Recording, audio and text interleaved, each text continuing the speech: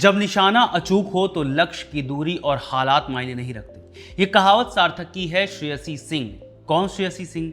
जमुई से भाजपा के टिकट पर लड़ने वाली महिला, जिन्होंने आरजेडी के कद्दावर मोहम्मद शमशाद आलम को बड़े मार्जिन से हरा दिया है। यकीन कीजिए, ये 29 राउंड की काउंटिंग में एक बार भी पीछे नहीं हुई, माने रैपिड विक्ट्री। अच्छा, आप सोच रहे होंगे कि हम श्रेयसी से जुड़े कौन से अचूक निशाने की बात कर रहे थे। तो जनाब, श्रेयसी नेता से पहले एक शूटर थी, प्रोफेशनल शूटर, जिन्होंने भारत को गोल्ड दिलाया था। जाहिर है आप जरूर जानना चाहेंगे कि श्रेयसी सिंह कौन है, शूटर से नेता कैसे बन गई, वो भी इतनी मजबूत। इनका शूटिंग करियर कैसा रहा, यानी आज के इस वीडियो में हम एक अंतर्राष्ट्रीय शूटर से विधायक बनने तक के श्रेयसी के शानदार सफर की बात करेंगे। नमस्कार, मेरा नाम है रविशंकर, आप देख रहे हैं खबरगांव। श्रेयसी सिंह के दादाजी स्वर्गीय कुमार सुरेंद्र सिंह और उसके बाद उनके पिताजी स्वर्गीय दिग्विजय सिंह दोनों ही national rifle association of India माने NRAI के अध्यक्ष रह चुके हैं। इस वजह से बचपन से ही उनका शूटिंग जगत से बहुत जुड़ाव रहा। श्रेयसी बड़ी बड़ी वर्ल्ड कंपटीशन को देखती हुई बड़ी हुई हैं। हालांकि उनके परिवार ने इस खेल का रिप्रेजेंटेशन ज़्यादातर एडमिनिस्ट्रेशन साइड से किया था, लेकिन श्रेयसी ने तय किया कि वो खेल के मैदान पर भारत को रिप्रेजेंट करेंगे। ये जुनून तब पैदा हुआ जब 2004 में कर्नल राज्यवर्धन सिंह राठौर ने एथेंस ओलंपिक्स में रजत पदक जीता। उन्हें देखकर श्रेयसी ने ठाना कि वो भी देश के लिए खेलना चाहती हैं। सिर्फ 16 साल की उम्र में 10वीं की बोर्ड परीक्षा खत्म होने के तुरंत बाद 2007 में उन्होंने ट्रैप शूटिंग यानी शॉर्ट गन शूटिंग शुरू कर दी।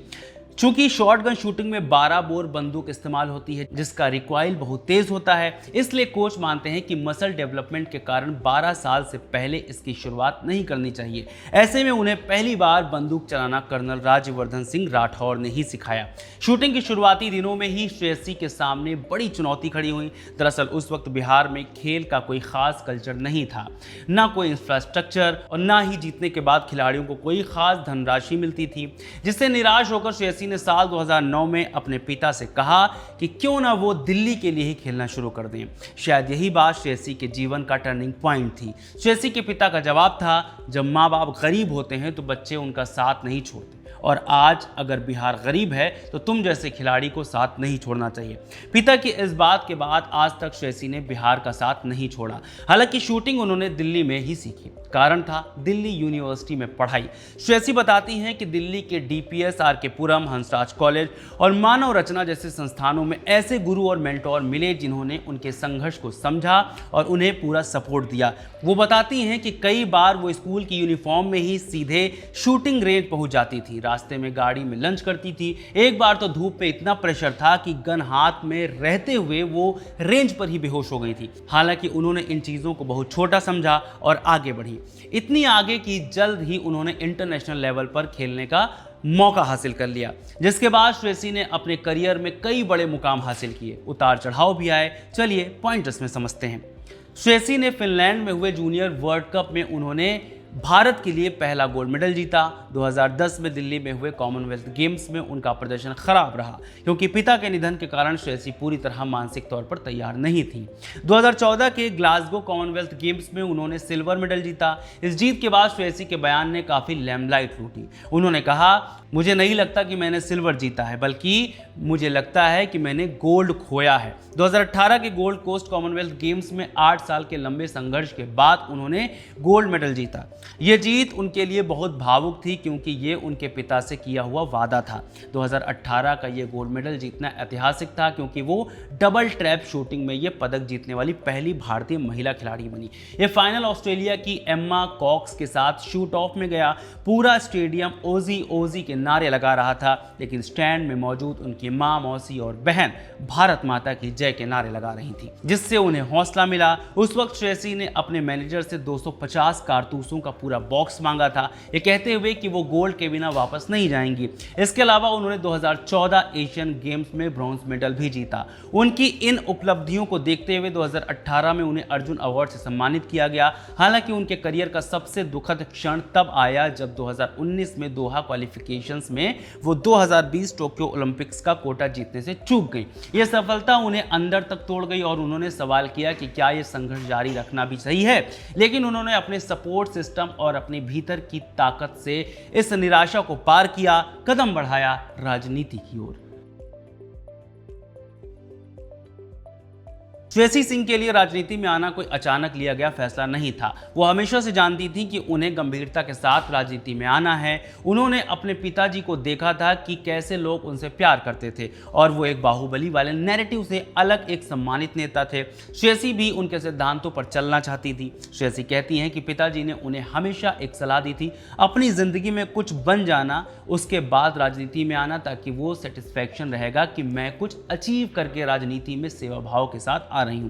पिता की सलाह को मानते हुए अर्जुन अवार्ड जीतने और शूटिंग में एक मुकाम हासिल करने के बाद जब वो ओलंपिक्स कोटा मिस कर गईं, तो उसी साल 2020 में बिहार विधानसभा चुनाव आ गए। कोविड के दौरान सोशल मीडिया पर बिहार के युवाओं और बच्चों ने उनसे राजनीति में आने का आग्रह किया।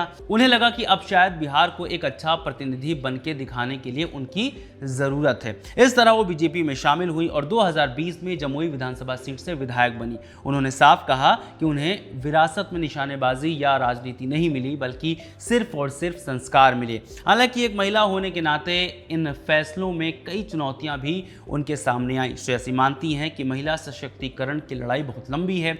वो इस बात पर खुलकर कहती हैं कि बीजेपी को बिहार में 101 सीटें मिली, लेकिन उनमें से सिर्फ 13 महिलाओं को ही टिकट मिला। ये पैट्रियार्कल सिस्टम का उदाहरण है, जिससे महिलाओं को राजनीतिक प्रतिनिधित्व कम मिलता है। श्रेयसी ने विधानसभा के अंदर और पार्टी की बैठकों में भी ऐसे अनुभव साझा किए हैं, जहां पुरुष उनके ओपिनियन को रखने के दौरान ये कहते हुए उनकी बात काटने की कोशिश करते हैं कि जस्ट 1 सेकेंड, मैं बोल रहा हूं या मैं तुमसे बेहतर जानता हूं। उन्हें लगता है कि वे मेरी आवाज दबा रहे हैं। बहुत सी चुनौतियों के बाद भी श्रेयसी ने समाज के लिए काम किए हैं। जैसे श्रेयसी ने जमुई में राजकीय महिला डिग्री कॉलेज का प्लान किया, जिसकी घोषणा 2005 में हुई थी, लेकिन 2020 तक नहीं बन पाया था। वो ये भी मानती हैं कि बिहार में महिला पुलिस की बहाली से घर में बैठी महिलाओं को बाहर निकालने और खुद को सुरक्षित करने का बल मिला है। श्रेयसी सिंह नीतीश कुमार की शराबबंदी नीति का भी बहुत समर्थन करती हैं, क्योंकि इससे महिलाओं पर होने वाली प्रताड़ना कम हुई है। हालांकि वो मानती हैं कि ये जमीन पर पूरी तरह से सफल नहीं है, लेकिन इसके डर की वजह से ही सही प्रताड़ना कम हुई। श्रेयसी सिंह पहली महिला थी जिन्होंने विधानसभा में खड़े होकर मेंस्ट्रुअल हाइजीन लीव्स के बारे में बोला और आज बिहार राज्य ने वो पॉलिसी अपना ली है। वो लगातार जोर देती हैं कि महिलाओं को शिक्षित करना और जागरूक बनाना जरूरी है, ताकि विधायक पति जैसे गहरे जड़ें जमा चुके नैरेटिव को बदला जा सके। सबसे बड़ी बात यह कि विधायक बनने के बाद भी श्रेयसी ने अपने खेल को नहीं छोड़ा है। 2024 पेरिस ओलंपिक्स में भारत का प्रतिनिधित्व करना इस बात का सबूत है। वो मानती हैं कि शूटिंग और राजनीति दोनों ही बहुत ज़्यादा समय मांगने वाले करियर हैं। वो बताती हैं कि ट्रेनिंग और जमुई में लोगों से मिलने के बाद तालमेल बिठाना बहुत मुश्किल होता है। कई बार वो सुबह दिल्ली में ट्रेनिंग करती हैं, फ्लाइट पकड़कर पटना जाती हैं और शाम तक जमुई पहुंचकर लोगों से मिलती हैं। फिलहाल श्रेयसी दोबारा विधायक बन गई हैं। अब देखना है कि वो कैसा काम करेंगी। आपको क्या लगता है, हमें कमेंट करके ज़रूर बताएं। बहुत शुक्रिया।